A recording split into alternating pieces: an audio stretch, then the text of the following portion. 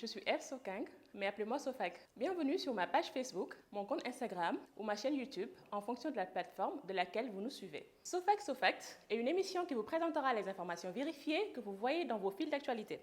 Merci à tous pour vos encouragements, vos remarques et vos suggestions sur la première émission. Nous en tenons compte pour vous fournir un contenu de qualité. Sofak traitera de 6 différents sujets par mois en raison de 3 sujets par émission, soit une émission par quinzaine. Pour cette deuxième vidéo, nous avons choisi 3 sujets qui devraient vous intéresser. D'abord en Éthiopie, rien ne va plus. L'un des chanteurs et activistes le plus populaire du pays, Hachalu Hundessa, a été assassiné le soir du 29 juin, alors qu'il était au volant de son véhicule dans la capitale du pays, Addis Abeba. Il avait seulement 34 ans et depuis sa mort, des émeutes éclatent dans tout le pays. Ensuite, en Côte d'Ivoire, le décès d'Amadou Gon Coulibaly, Premier ministre et candidat à la succession d'Alassane Ouattara aux prochaines élections, soulève l'épineuse question de son remplacement. Qui sera le prochain dauphin à la course présidentielle? Et pour finir, une histoire à la fois drôle et triste se répand sur les réseaux sociaux au Sénégal. Connaissez-vous les gazelles oryx? Nous allons revenir en profondeur sur cette cocasse histoire tout à l'heure. Mais avant de développer ces 3 points, revenons un peu sur un des sujets de la dernière émission, le Mali. La mission de la CEDEAO, dirigée par l'ex-président nigérian Goodluck Jonathan, avait proposé un accord dimanche entre la présidence et le mouvement du 5 juin. Le président Ibeka reste au pouvoir, la Cour constitutionnelle sera recomposée, la formation d'un gouvernement d'union nationale partagé entre la majorité et les forces de l'opposition de la société civile.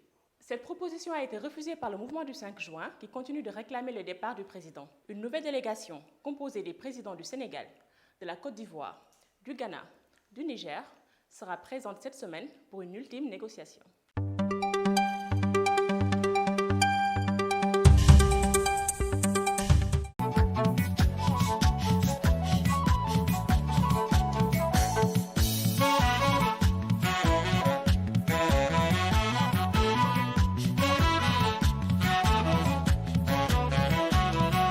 Hachalu Hundessa est l'interprète du chant le plus pur de la beauté de son pays.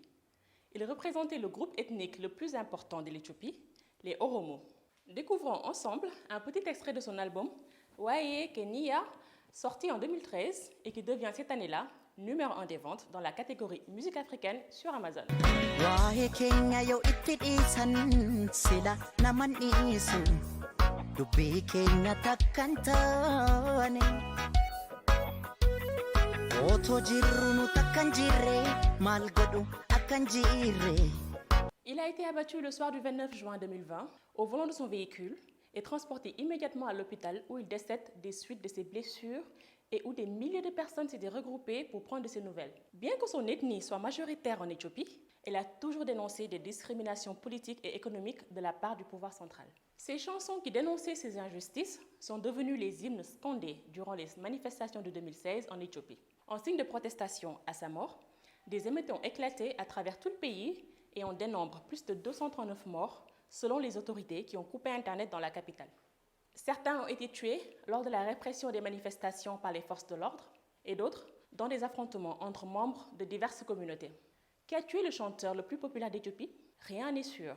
Mais le 10 juillet, la procureure générale éthiopienne Abebek Abebe annonce que 2 hommes ont avoué le meurtre d'Hundessa et qu'un 3e suspect en fuite a été identifié.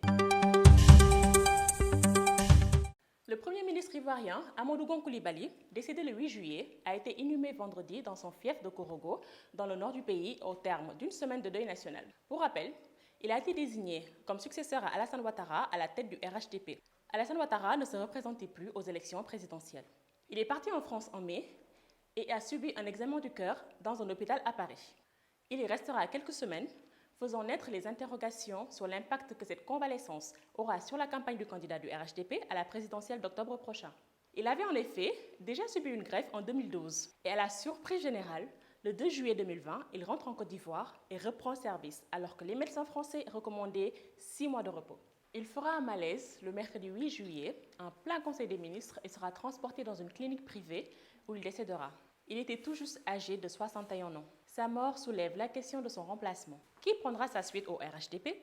Le président Ouattara va-t-il se représenter pour un 3e mandat? De nombreux cadres de son parti insistent pour qu'il se représente vu le temps imparti. Mais même l'opposition, souvent divisée et unanime sur un point, La candidature d'Alassane Ouattara est illégale au vu de la Constitution qui interdit plus de 2 mandats. Selon le magazine Jeune Afrique, il envisage bel et bien de se représenter. Pendant ce temps, le président garde toujours le silence sur ce sujet. On en saura sûrement plus durant la semaine. Au Sénégal, un incident environnemental fait la une des fils d'actualité sur les réseaux sociaux. Les faits. L'oryx gazelle est une espèce en voie de disparition. Pour leur préservation, les gazelles ont été introduites dans l'enclos de Katané qui les abrite. L'enclos est dans la réserve de Ranérou, au nord du Sénégal, et a été créé en 2002. Il a pour objectif l'adaptation et l'acclimatation de la faune, la protection d'espèces en voie de disparition au Sénégal, avec l'appui des pays comme la France, Israël et l'Espagne. Le ministre de l'Environnement du Sénégal, Abdou Karim Sall, a nuitamment fait transporter 6 gazelles de cette réserve vers une autre réserve privée et 2 d'entre elles sont mortes. Dans la presse, il se dit que cette réserve où le ministre les a transportées lui appartiendrait. Dans un communiqué, le ministre admet le transfert de 6 gazelles oryx et la mort de 2 d'entre elles, mais n'a pas nié le fait que la réserve lui appartienne. Il ne l'a pas non plus confirmé. Donc, à la question « Est-ce qu'il a fait transporter une espèce protégée d'une réserve à une autre ?» La réponse est oui. Et à la question « Est-ce sa réserve personnelle ?» La réponse est « On ne sait pas ». Suite à la mort des 2 gazelles, une autre rumeur a circulé selon laquelle le ministre en a fait des grillades. Sur un plateau de télévision local, l'ingénieur en environnement Dr Chertien fait des révélations. Et je veux faire une confidence. Ces animaux qui sont morts